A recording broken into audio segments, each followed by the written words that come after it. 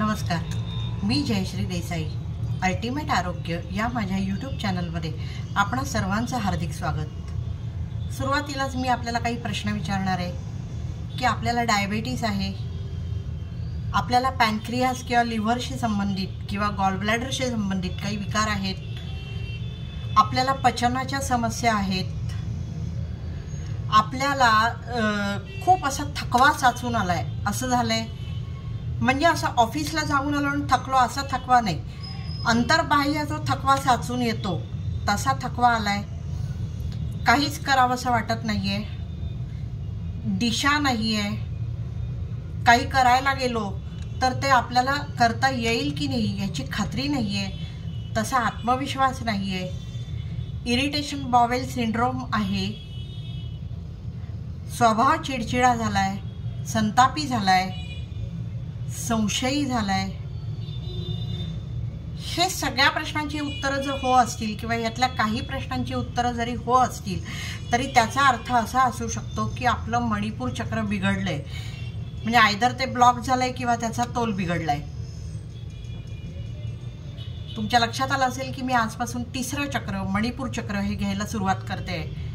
मणिपूर हे आपल्या शरीरातलं तिसरं असलं तरी आपल्या पचनाच्या दृष्टीने, माझ्या प्रश्नांवरून तुमच्या लक्षात आलं असेल, पचनाच्या दृष्टीने अत्यंत महत्त्वाचं असलेलं हे चक्र आहे आणि एनर्जी पॉवर हाऊस असं त्याला म्हटलं जातं, म्हणून ते आपण अतिशय सविस्तर घेणार आहोत.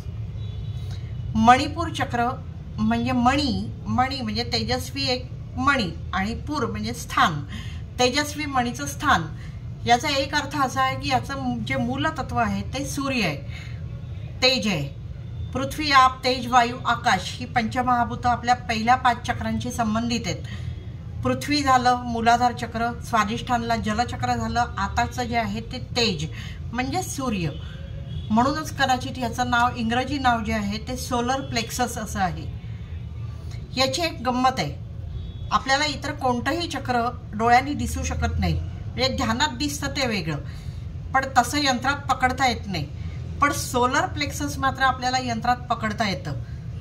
त्याचं कारण असं आहे, म्हणजे जसं आपल्याला हे चक्राचं प्रतीक दिसतं तशा स्वरूपात ते दिसत नाही, पण 2 नर्व्सची बंडलं, मज्जारज्जूंची बंडलं तिथे एकत्र येतात आणि तिथून बाहेर पडणाऱ्या ज्या नर्व्स आहेत त्या सूर्यकिरणांसारख्या दिसतात, म्हणून याचं नाव सोलर प्लेक्सस.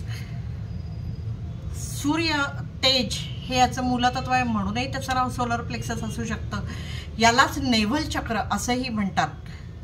बेंबीच्या वर 4 बोटं असं त्याचं स्थान आहे, म्हणजे साधारणतः आपल्या डायफ्रॅमच्या जवळ येतं. म्हणजेच तुमच्या लक्षात आलं असेल की आपले पचनाच्या संदर्भातले सगळे जे अवयव आहेत, मग जठर असेल, गॉलब्लॅडर, पॅनक्रियास सारख्या ग्रंथी असतील, लिव्हर असेल, लहान आतडं असेल, हे सगळं ह्याच्या टापूत येतं आणि त्यामुळेच हे अत्यंत महत्त्वाचं चक्र ठरतं आपल्यासाठी, कारण ज्याचं पोट बिघडलं त्याचं स्वास्थ्य बिघडलं. त्यामुळे मणिपूर चक्राचं तोल साधणं हे फार महत्त्वाचं असतं.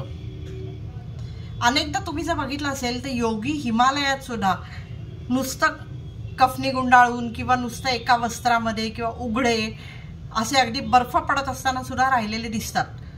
त्याचं कारण त्यांनी मणिपूर चक्रावर नियंत्रण मिळवलेलं असतं. मार्शल आर्टमध्ये सुद्धा मणिपूर चक्राला फार महत्त्व आहे, कारण मार्शल आर्टमध्ये जिथे पोटात ठोसे मारले जाऊ शकतात तिथे मणिपूर चक्र जर बिघडलं तर वाट लागू शकते. त्याच्यामुळे तिथे त्यांना असे प्रकार शिकवले जातात की ज्याच्याने ते मणिपूर चक्र हलवू शकतात, त्यामुळे त्यांचं मणिपूर चक्र सेफ राहतं. असे अनेक प्रकार आहेत. अनेकांच्या मनात शंका असते आपलं चक्र आपण हलवू शकतो की नाही. मणिपूर चक्राच्या बाबतीत तरी हे सांगता येतं की मार्शल आर्टवाले जे लोक आहेत ते हे करतात, म्हणजे ते त्यांनी किंवा योगाच्या सामर्थ्याने थोडंफार हलवता येत असावं असं मला वाटतं.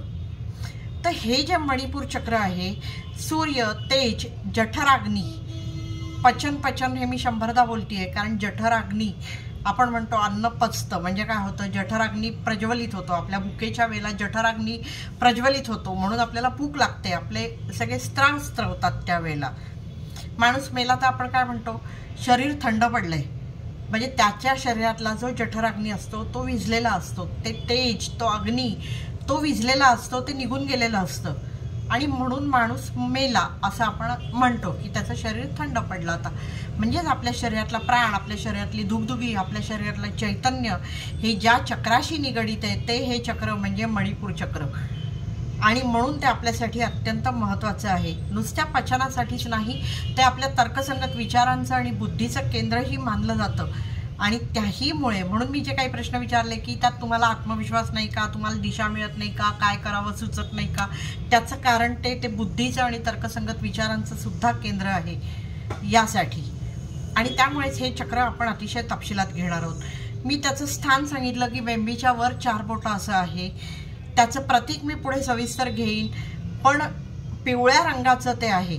आता मी जे म्हटलं तुम्हाला की एनर्जी, वैश्विक एनर्जीचा कलर पांढरा, पण ज्या तत्वाशी ती संबंधित असते त्या तत्वाची आभा ते चक्र फिरताना टाकतं आणि म्हणून ते चक्र त्या रंगात रंगून निघालेलं आपल्याला दिसतं. म्हणून हे तेज आहे किंवा अग्नी आहे किंवा सूर्य आहे, म्हणून याचा रंग आहे पिवळा. त्याला 10 पाकळ्या आहेत. त्या 10 पाकळ्यांचाही अर्थ मी पुढच्या भागात सांगेन. त्याच्यावर काही अक्षर आहेत, संस्कृत अक्षरं. तर स्तोत्र आणि हे जे आपण घेतला होता चक्र, त्यात ते सगळं येऊन गेलेलं आहे. ज्यांनी तो एपिसोड बघितला नसेल त्यांनी तो बघावा. पिवळ्या रंगाचा आणखीन एक अर्थ आहे. पिवळा रंग हा तेजाचंच प्रतीक नाही आहे, तो चैतन्याचं, तारुण्याचं, उत्साहाचं प्रतीकही मानला जातो आणि तेच हे चक्र प्रतिबिंबित करतं. म्हणून हे चक्र आपल्याला ह्याचा तोल राखणं हे फार गरजेचं असतं.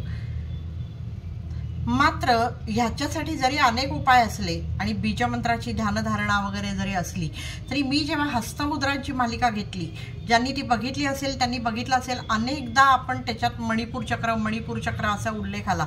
कारण अनेक मुद्रा ह्या आपल्या ह्या मणिपूर चक्राशी संबंधित आहेत.